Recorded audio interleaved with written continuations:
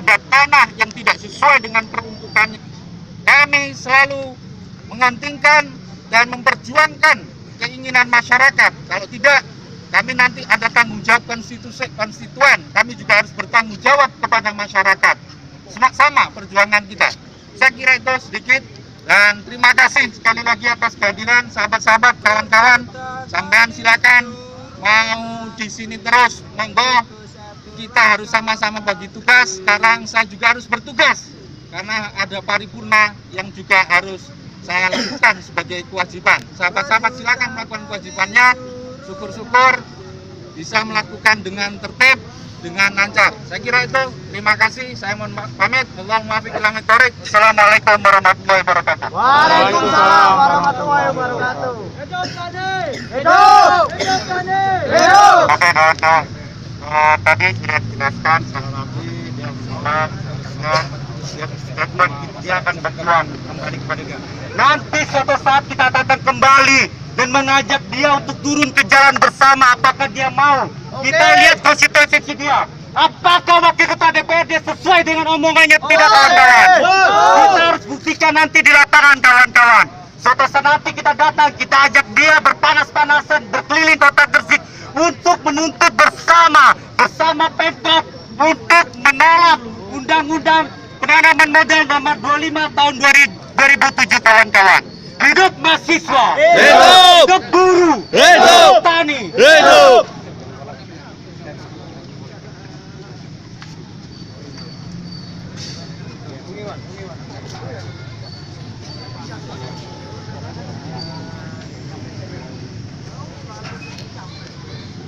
Hidup mahasiswa, hidup.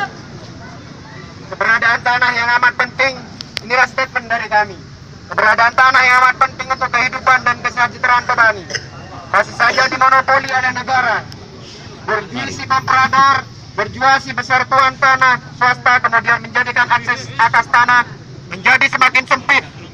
Ditambah skema pembangunan besar-besaran yang dituangkan dan banyak sekali penggusuran terhadap tanah rakyat.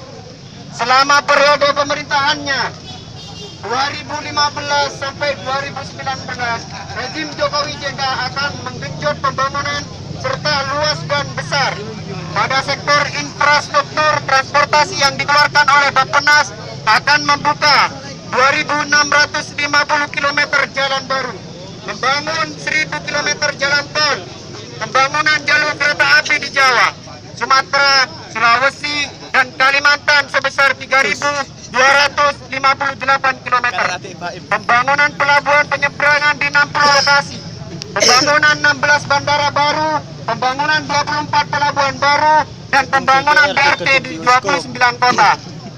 Semua pembangunan infrastruktur transportasi tentunya akan berada di atas tanah rakyat Indonesia, sehingga dapat dipastikan bahwa pembangunan infrastruktur transportasi ini saja sudah akan semakin merampas tanah rakyat Indonesia. Perampasan tanah ini tentunya akan disandarkan pada peraturan Undang-Undang nomor 2 tahun 2016 tahun 2012 tentang pengadaan tanah untuk pembangunan bagi kepentingan umum. Namun yang harus jelas dijabarkan dari undang-undang itu, apakah kemudian hal ini bertujuan untuk kesejahteraan rakyat? Tentu saja tidak. Dengan pembangunan infrastruktur yang sedemikian luas dan besar, tentunya akan meluncurkan kehidupan jutaan kaum tani di Indonesia. Dengan mengatasnamakan kepentingan umum, namun kaum tani kehilangan tanah dan terjabut dari pekerjaan pokoknya selama ini. Dan sesungguhnya pembangunan infrastruktur transportasi tersebut sesungguhnya merupakan syarat dan yang dikeluarkan dari hasil perjanjian investasi internasional yang dilakukan oleh rezim Jokowi JK selama ini. Sementara itu, proyek yang menjadi prioritas untuk diselesaikan pada tahun 2015 adalah pembangunan kilang minyak Bontang dengan nilai proyek 60 triliun rupiah. Kemudian pembangunan jalan tol Samarinda Balikpapan dengan investasi sebesar 11,4 triliun rupiah.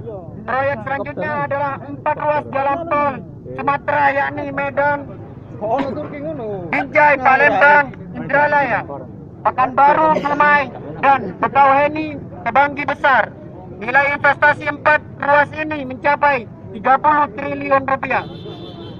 Pemerintah telah menyusun Perpres nomor 100 tahun 2014 untuk pengerjaan 4 ruas tambahan, yakni Kebanggi Besar Pematang Tanggan, Pematang Tanggan Kayu Agung, Palembang Tanjung Api-Api, dan kisaran senilai 40 triliun rupiah. Dimulainya penggunaan waduk Jati Gede. Semua proyek ini bersentuhan langsung dengan kebutuhan atas tanah yang besar. Oleh karenanya proyek-proyek ini adalah dipastikan menjadi proyek perampasan tanah rakyat.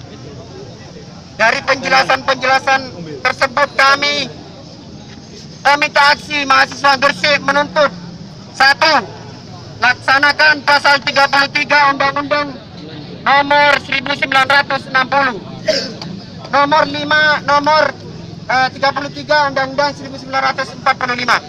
Yang kedua, laksanakan Undang-Undang Pokok Agraria nomor 5 tahun 1960. Yang ketiga, cabut Undang-Undang nomor 2 tahun 2012 tentang pengadaan tanah untuk pembangunan bagi kepentingan umum.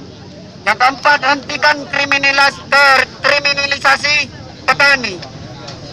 Yang kelima, cabut Undang-Undang Penanam Modal nomor 25 tahun 2007. Yang keenam, bangun industri nasional yang kuat dan mandiri. Yang ketujuh, tolak pembangunan smelter di Gresik. Yang kedelapan, tolak eksploitasi dan eksplorasi tumpang pitu di Banyuwangi.